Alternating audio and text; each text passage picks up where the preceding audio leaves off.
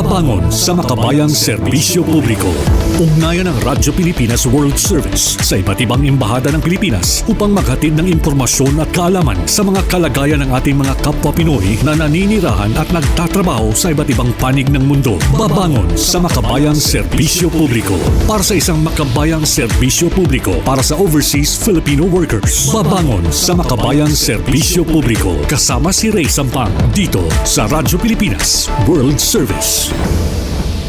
Muli po, isang masaya at mainitang pagbati mula dito sa inyong bayang Pilipinas. Ako po inyong lingkod, Ray Sampang, muli nag-aanyaya sa isa na namang edisyon ng programang Babangon sa Makabayang Serbisyo Publiko. Hatid po sa inyo ito ng inyong overseas station Radyo Pilipinas World Service. Kami po isa sa mga himpilan ng Presidential Broadcast Service, Bureau of Broadcast Services, na nasa ilalim naman ng Presidential Communications Office. Kasama po ang buong puwersa ng ating programa mula sa ating production side. Nariyan sila Erwin Peñano at of course si Jerome Toledo. At sa ating Master Control, ito naman ang ating katuwang sa ating Master Control, si Mr. Milo Janela. Ayan, talaga naman. Anyway, ang napakahalaga po ng panayam natin ngayon, as usual, dito po makakasama natin muli ang isa na naman nating embahada. At sa pagkakataong ito, makakasama po natin dyan ang ating embahada sa Canberra, Australia. At nasa linya po ng komunikasyon natin ngayon sa mga oras na ito, live and direct from Australia. Walang iba kundi ang ating Consul General, Ian Karingal, at ang ating Labor Attaché, Miss Melissa C. Mendizabal. Magandang umaga po sa inyong dalawa, Consul General Karingal and Labor Attaché Mendizabal. Magandang umaga po, Sir Ray. Tanghali na po sa amin, alas 3, pero kami po ay nagagalak na kami inimbitahan niyo sa inyong programa. And of course, ganun din po ang ating pagbati kay Labor Attaché Miss Melissa Mendizabal. Magandang hapon po. Maraming salamat po sa pag-imbita po sa amin para inyong makapanayam. Ayun, so malaki-laki rin ang time difference, Consul General Karingal at Labor Attaché Mendizabal sa pagitan ng Pilipinas at ng Australia. Umaga pa lang dito sa atin pero hapon na dyan. Good afternoon pala sa inyo dyan, dyan sa Australia.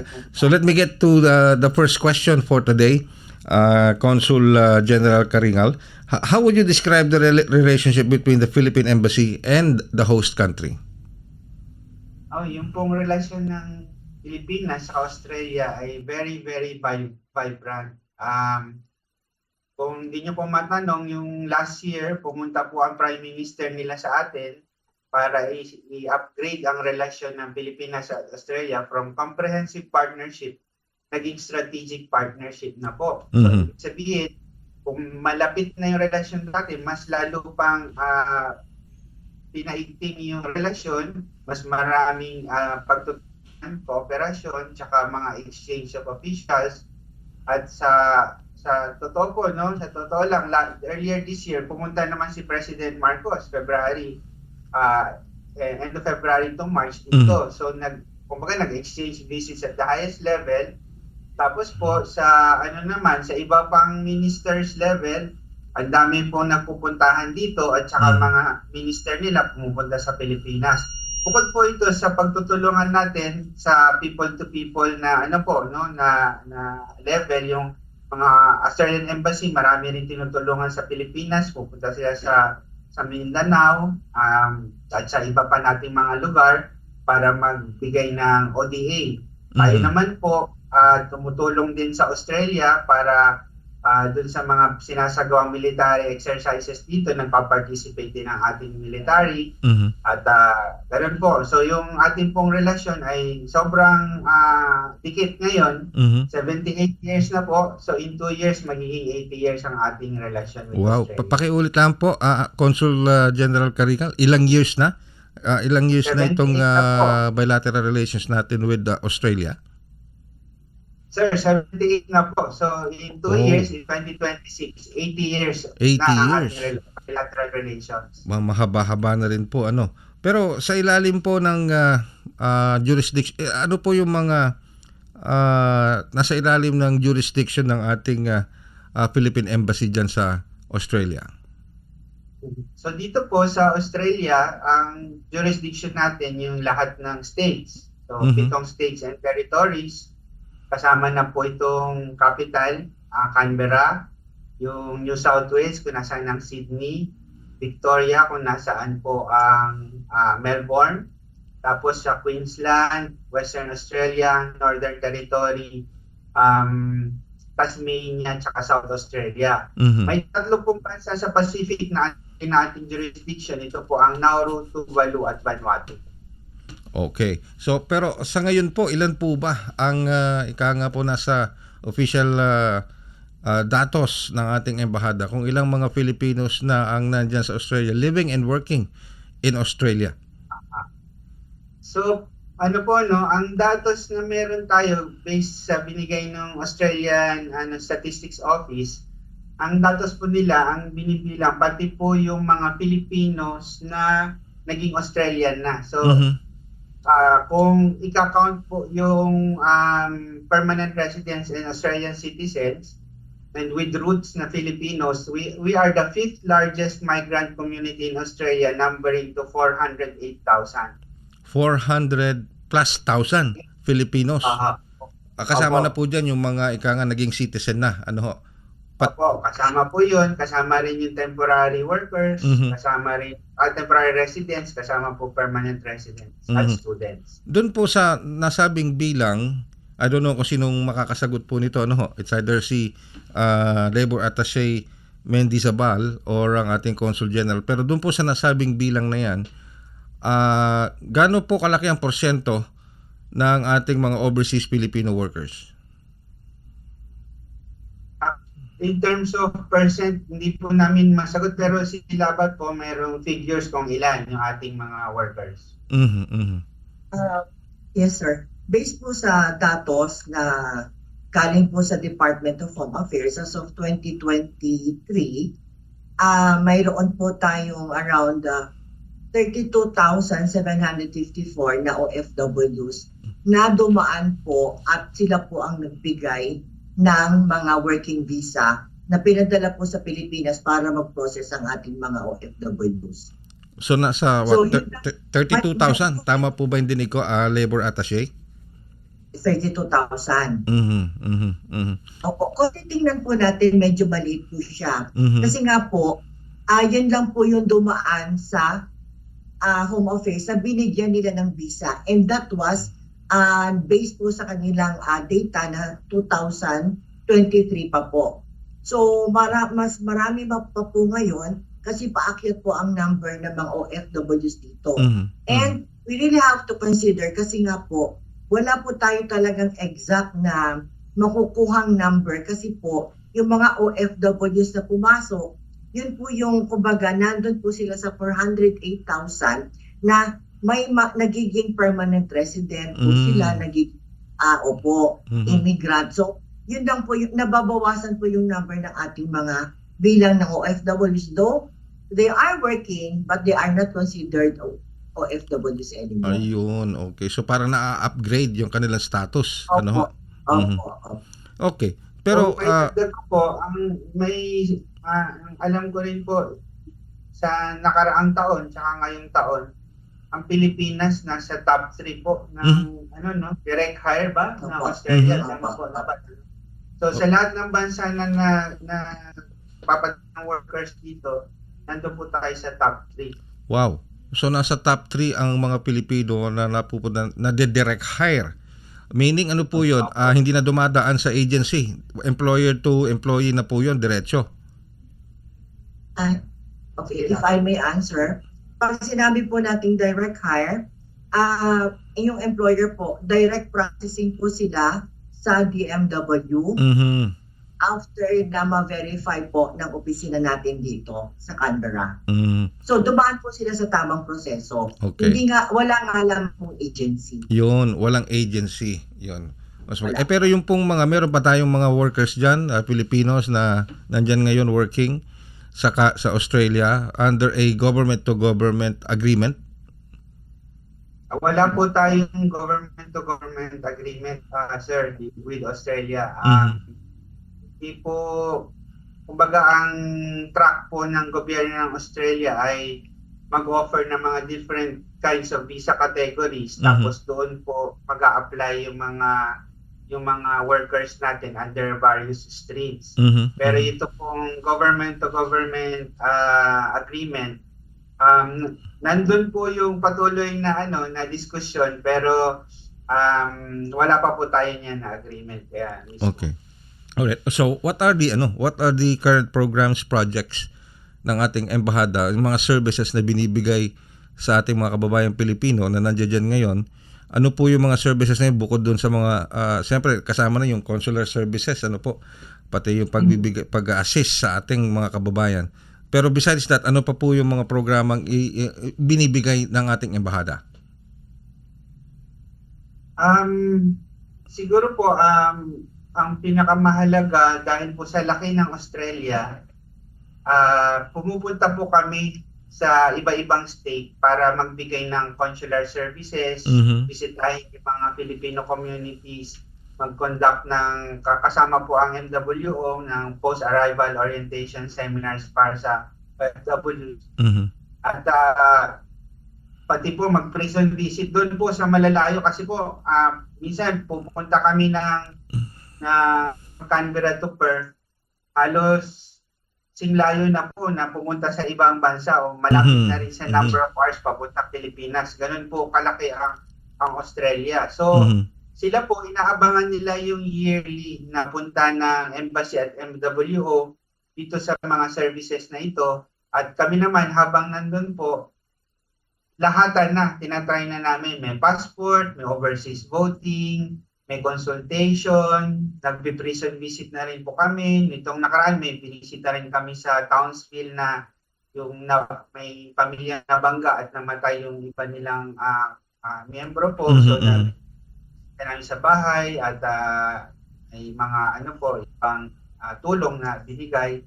So, we take the opportunity to also talk to the Filipino community leaders there para rin po at least once a year, kung hindi man more than, kasi minsan naman po may meetings din po doon na official. So, pumupunta rin yung ating ambassador tsaka iba pang embassy officials at consulates general doon.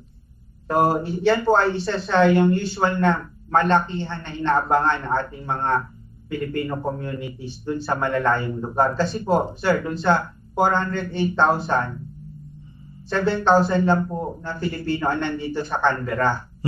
So, 400,000 nasa labas. Maganda naman po, meron tayong Consulate General sa Sydney na siya yung tumitingin sa mga 150,000 Filipino sa New South Wales. At meron din tayong konsulado sa Melbourne na siya naman ang tumitingin sa mga Pilipino, around mga 130,000 lahat-lahat sa Victoria, South Australia at Tasmania. Malawak. Ang layo. Totoo po yung nabanggitin nyo. Consul General, napakalaki ng Australia. At ganun pala kalalayo, yung mga Filipino communities natin doon. Para ka na rin nag-travel to another country, yung haba ng biyahe. Tama po Sir Ray. Okay, well, nabanggit nyo kanina, nagpupunta kayo sa mga Filipino communities natin. Meron din ba kayong mga mga dinadalaw? Meron ba tayong mga distressed OFW na kasalukuyang tinutulungan ngayon ng ating embahada, lalo na yung pong mga nakakulong sa mga piitan dyan po sa Australia? Siguro po, hayaan ko muna sila Lisa. Ang tanong niyo po ay sa OFW, marami po sila ngayon ginagawa at binisita. Okay, si Labor Attaché Mendizabal ang sasagot doon sa ating katanungan na yun. Ano po, Labor Attaché? Yes, sir. Patungkol naman po doon sa mga kababayan natin na sa kasalukuyan ay in distress at ating tinutulungan or sinusubaybayan yung kanilang mga cases. Mayroon din po. Pero hindi naman po siya ganun kadami. At least for now, we have 7 cases. 7 cases? So, anong iba-iba po yung iba po nasa in jail. Tapos meron naman po tayo na may sakit na kalalabas lang sa hospital and is being under rehabilitation. And then meron din po na nawalan ng work. And some of them po ay ating through our action fund ay nabigyan po natin ng financial assistance. Yan pong mga pagtugon sa mga kababayan natin na nangangailangan ng tulong sa embahada. Bukod sa MWO, sa Labor Attaché, dito rin pumapasok yung ATN o yung Assistance to Nationals, Labor Attaché Mendizabal? Yes sir, opo. Tama po yan. Yan po naman yung sa embassy side. So, Sir Ray, sa embassy, yung mga non-OFW po, mga estudyante, mga asawa ng Australian pero Filipino pa, mga iba pa po, no, na mga tourists. So, ang embassy po under na minsan humihingi ng tulong sa ATN fund. Pero karamihan naman po ng tinutulungan natin kasi halimbawa, sa isang taon, we receive 200 plus, 300 plus emails na humingi ng tulong. Pero karamihan naman po dyan mga information, connecting them with the proper Australian agency. Kasi po ito, marami naman po existing agency, nagbibigay sila ng free legal aid sa ibang cases, etc., yung domestic violence victims. Pero yung embassy po, meron pong 8 legal cases currently na monitor. Kasama na po dyan yung natulungan under sa Legal Assistance Fund. Meron pong 7 na serving in prison na nabisita rin namin. Nandoon po sa, Queensland and Western Australia. At merong isa na dati nga po nabigyan na ng Legal Assistance Fund, pero ngayon naka-avail din siya nung afterwards ng free legal aid. Ayun. Dito sa mga kasong ito, Consul General Karingal at Labor Attaché Mendizabal, ano tong mga ito, paano natin to tinutulungan? Kasi for example, yung mga nasa piitan, of course we don't want to expose their names or identities, no? I understand the confidentiality para na rin sa kanila at sa kanilang pamilya.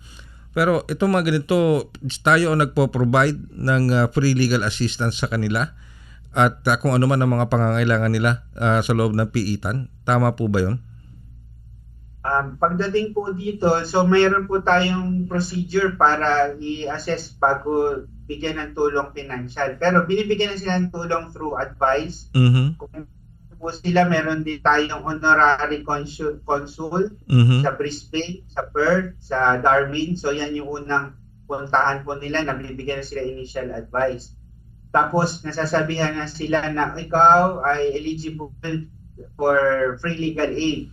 Tapos i-refer na po sila sa yung legal aid po, sir, ano yan binibigay ng state na kung nasa Brisbane sila ng Queensland, they are provided if depende po sa status nila tsaka yung sa case. Meron pong iba, halimbawa po pag kumikita siya, halimbawa employed, may certain cases na hindi siya pwedeng mag-avail ng free legal aid.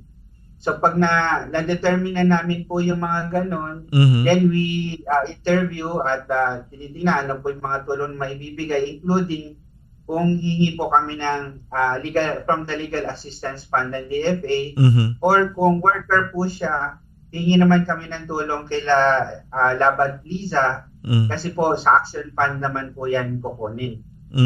So ito po pa, bigay ko po yung mic kay Laban Liza. Sige po.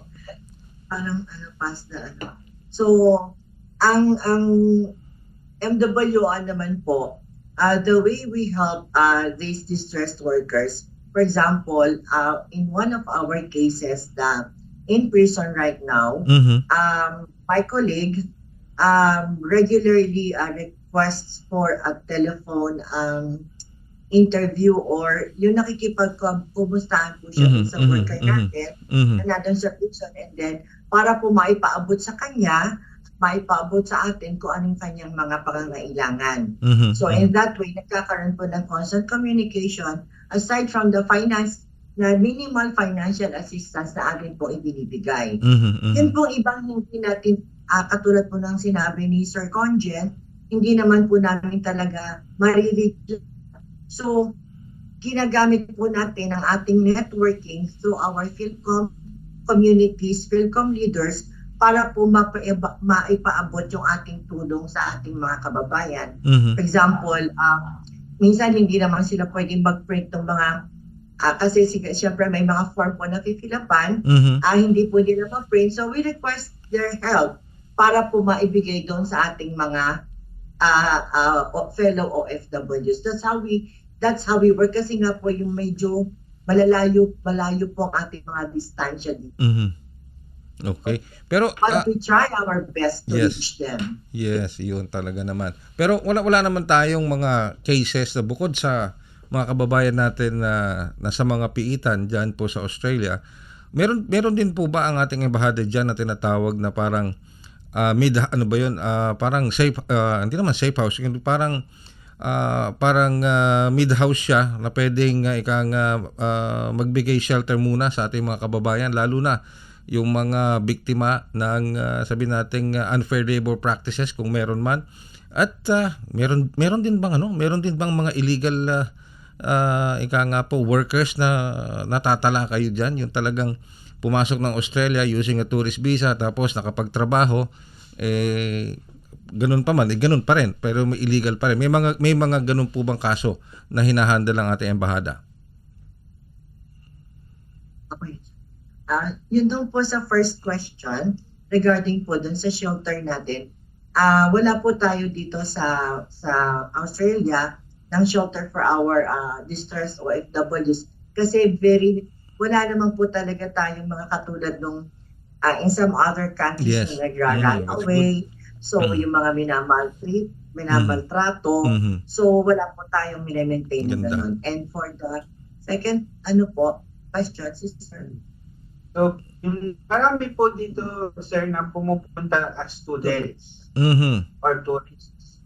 Pero sila po na may gusto na manirahan eventually dito at maging citizen, talagang inaalagaan nila yung visa nila eh. Hindi nila hinahayaan na maging irregular sila kasi ang end goal po nila kung tourist, maka-transfer to another kind of visa na eventually magiging permanent resident or citizen sila. So, very rare po yung irregular or undocumented. Sa ngayon, ayon sa datos ng immigration nila, yung Department of Home Affairs, merong 10 na nandun na po sa detention at ready na for repatriation. Ayun. Speaking of repatriation, Yes, Consul General Karingal, so how do we process those repatriation ng mga kababayan natin? This is siguro different from the situation ng mga kababayan natin, for example, sa Middle East, compared mo sa Australia. So how do we start the process of repatriation and who pays for the expenses ng repatriation ng mga kababayan natin na 'yon? Okay po, for in general, sir, yung repatriation is done through yung tulad po nito na may nahuli na sila, siguro napaso na yung visa and then or meron silang crime and dahil sa crime na yun hindi na itutuloy yung validity ng visa nila, so nasa detention center na po sila ready for deportation pag naayos na po lahat ng court proceedings sa papers. So in this case po, yung Australian government ang nag-aasikaso ng lahat, including pati yung cost ng pagpapa-repatriate sa Pilipinas.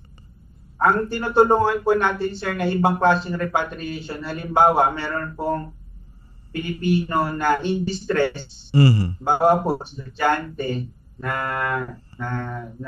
nagkaroon ng malaking problema sa kanya. Kasi usually po dito, mga estudyante, para makapag-aral at makapanatili dito, nagtatrabaho din.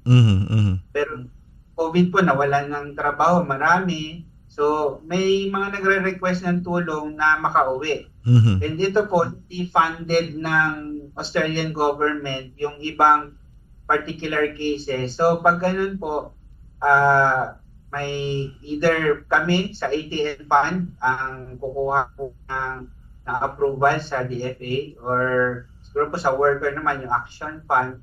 Pero this is after po yung determining yung their situation and their eligibility responsibility. Kasi po meron din pong certain types of people who stay in Australia na kahit po uuwi na, they are entitled to repatriation funding from international organizations like IOM and Homeward. So ito po, partner din ng embassy. So pagkausap namin sila and they're eligible for that, walang cost pa rin sa Pilipinas, nakaka-uwi po yung Pilipino sa atin. Wow, okay. So marami palang paraan. Hindi lang pwedeng sabing embahada ang maaring sumagot sa cost, kundi maraming mga cross-oriented groups, concerned groups ang katuwang para mapauwi o ma-repatriate itong ating mga kababayan, including the Australian government.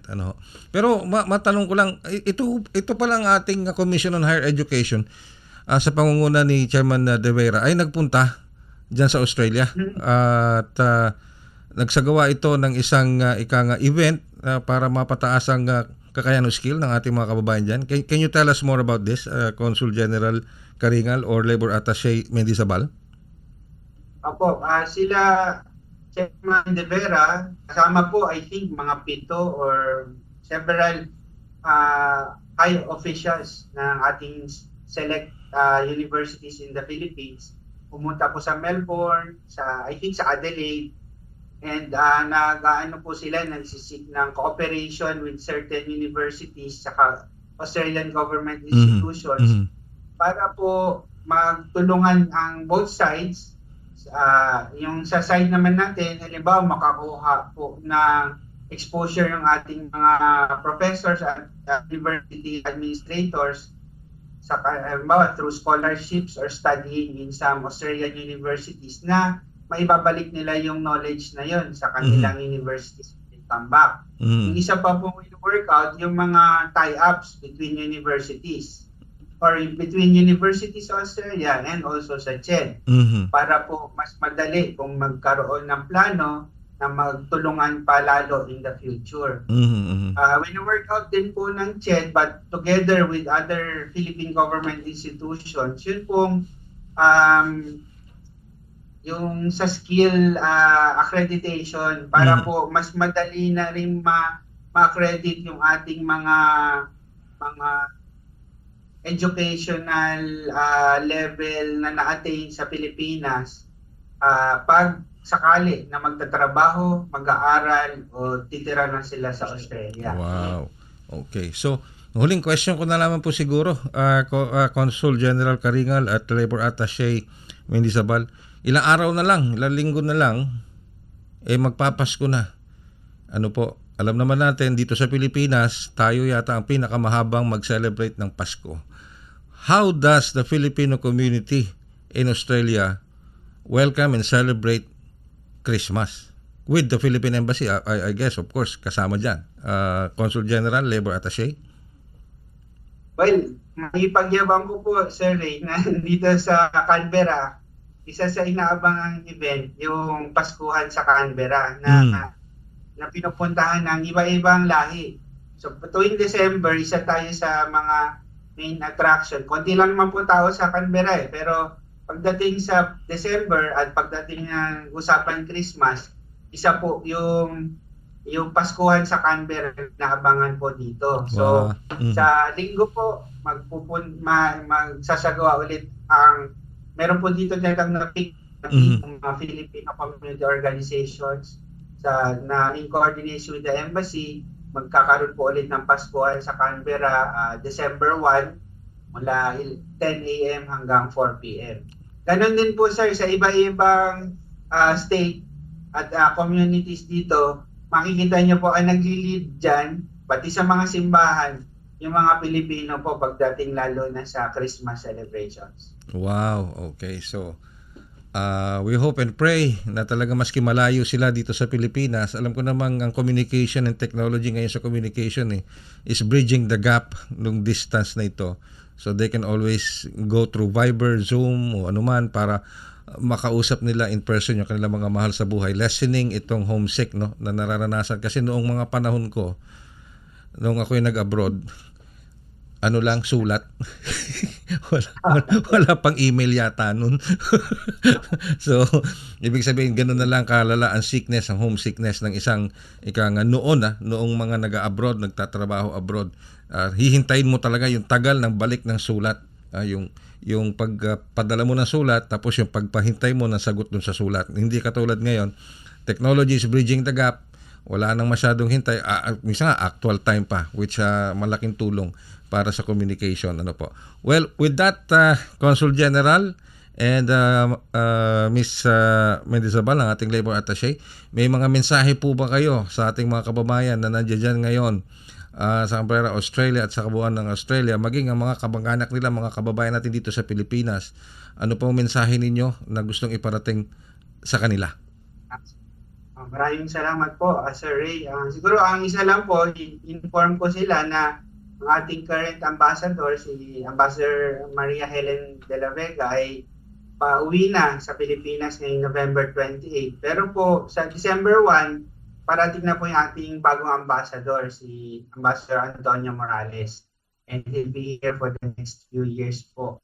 Ang pangalawa ko po mensahe naman ay yun din, katulad sinabi nyo, sana maging masaya ang ating Pasko heading into itong Christmas holidays kasi po masyadong busy talaga dito sa Australia, dito sa embassy, kahit na yung mga ating Filipino community.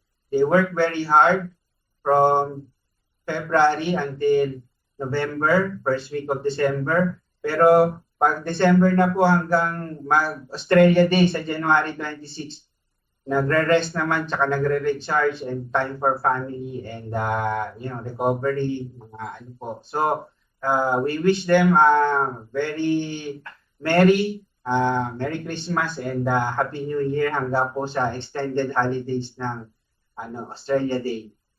And Labor Attaché Mendizabal, ma'am?